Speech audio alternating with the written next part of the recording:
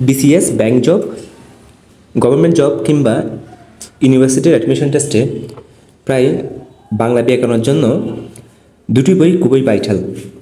আমরা যদিও আগে থেকেই নবম দশম শ্রেণীর মুনির চৌধুরীর বইয়ের সাথে পরিচিত আছি, কারণ হচ্ছে এই বইটা অনেক আগে থেকে আমাদের প্রায় পড়া আছে, অনেকেরই পড়া আছে, কিংবা আমরা এই বইটা ফলো করেই আসলে গ্রামার শিখেছি। কিন্তু তবে নতুন কারিকুলামে 2021 সালের 2022 সালের যে নবম দশম শ্রেণীর বইটি আছে সেই বইটি আমাদের ফলো করতে হবে, কারণ বর্তমানে যে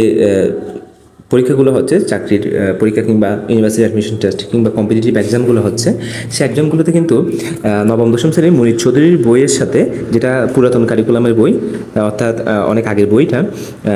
সঙ্গে নতুন যে কারিকুলামে 2022 সালের যে নতুন কারিকুলামের বই, সে বইটা কিন্তু অনুসরণ করছে। অর্থাৎ নবম দশম শ্রেণীর পুরাতন এবং নতুন বই দুইটাই আমাদের অনুসরণ করতে হবে আসলে ভালো একটা গ্রামারের বেস তৈরি করার জন্য কিংবা গ্রামারে ভালো করার জন্য।